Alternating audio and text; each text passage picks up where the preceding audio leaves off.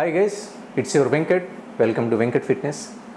So ఈరోజు మన training fundamental సిరీస్లో న్యూట్రిషన్ పార్ట్. లంచ్ అనేది బ్రేక్ఫాస్ట్ తర్వాత చాలా పెద్ద meal, second biggest meal lunch. ఈ లంచ్లో బ్రేక్ఫాస్ట్ లాగా ఫాస్ట్ యాక్టింగ్ కార్బ్స్ అక్కర్లేదు, ఫాస్ట్ యాక్టింగ్ ప్రోటీన్స్ అక్కర్లేదు. కానీ మీరు తీసుకునే మెను, మీరు తీసుకునే ఐటమ్స్ ఏదైతే ఫుడ్ ఐటమ్స్ ఉన్నాయో ఇవన్నీ కూడా ఈక్వలెంట్గా ఉండేటట్టుగా చూడాలి. మోడరేట్గా మీట్స్, ఫ్యాట్స్, అలాగే ఫైబర్ ఇంటేక్, కార్బ్స్ ఇవన్నీ కూడా మోడరేట్గా ఉండాలి. అలా కాకుండా కార్బ్స్ ఇంటేక్ కానీ, లేదంటే ఫైబర్ ఇంటేక్ కానీ, లేదంటే చాలామంది క్రాస్ డైట్ అంటే లో క్యాలరీ డైట్ చేస్తారు. ఓన్లీ చికెనే తింటారు, చికెన్తో పాటు కొంచెం వెజ్జీస్ తింటారు. సో దీనివల్ల ఫ్యాట్ లాస్ బాగా అవుతుంది. అదంతా కూడా మిస్కన్సెప్షన్. మీరు మార్నింగ్ అంతా కష్టపడి ఎక్సర్సైజ్ చేశారు, అక్కడి నుంచి మీరు ఆఫీస్లో ఉన్నారు, లేదంటే మీ లైఫ్ స్టైల్ని బట్టి మీరు ఏదో పనిలో ఉన్నారు. సో లంచ్ అనేది బిగ్ మీల్. ఆ మీల్లో మీరు ఎంత క్వాలిటీ ఫుడ్ తీసుకున్నారో వెరీ ఇంపార్టెంట్. క్వాంటిటీ ఎక్కువ తీసుకున్నారనుకోండి, ఆబ్వియస్లీ మీకు నిద్ర వస్తుంది. తక్కువ తీసుకున్నారనుకోండి, ఈవినింగ్కి బాడీ డీహైడ్రేట్ అయిపోతుంది. కాబట్టి ఈక్వల్ పోర్షన్స్లో ఉండేలాగా చూడండి. Meats, fats, fibre intake, carbs.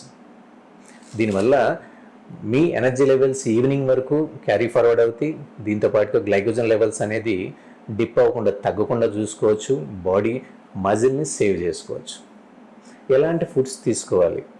మీరు ఎలాంటి ఫుడ్స్ అయినా తినొచ్చు. లైక్ ఏదైనా సరే కాంప్లెక్స్ కార్బ్స్, కార్బోహైడ్రేట్స్ అయితే కాంప్లెక్స్ కార్బ్స్, బ్రౌన్ రైస్ లేదా కినువా, లేదంటే స్వీట్ పొటాటోస్, ఇలా చూస్ చేసుకోండి. మీట్ అయితే చికెన్, లేదు మటన్, లేదంటే ఫిష్ అండ్ వైట్ రైస్ తీసుకోవచ్చు.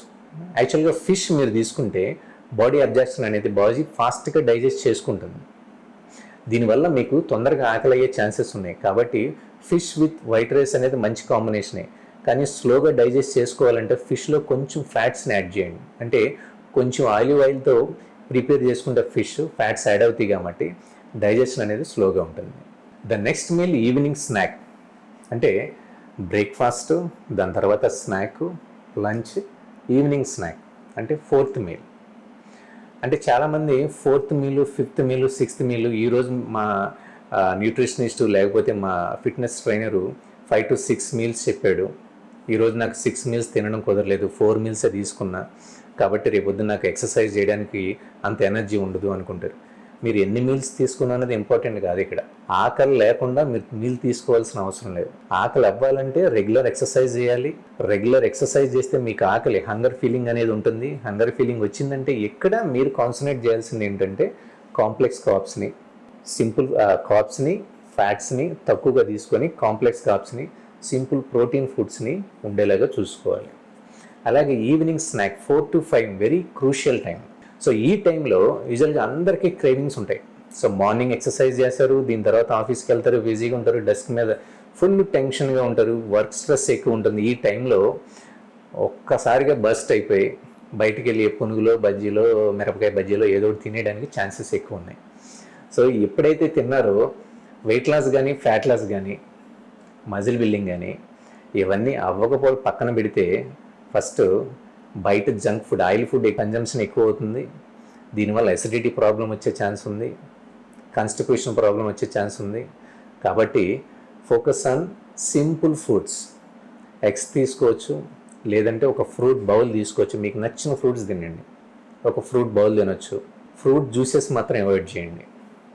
ఎగ్జాంపుల్ సింపుల్గా చెప్పాలంటే ఒక ఫ్రూట్ జ్యూస్ అంటే ఒక మోసంబీ జ్యూస్ తీసుకోవాలంటే స్వీట్ లైమ్ జ్యూస్ ఒక 4 to 5 ఫ్రూట్స్ కావాలి.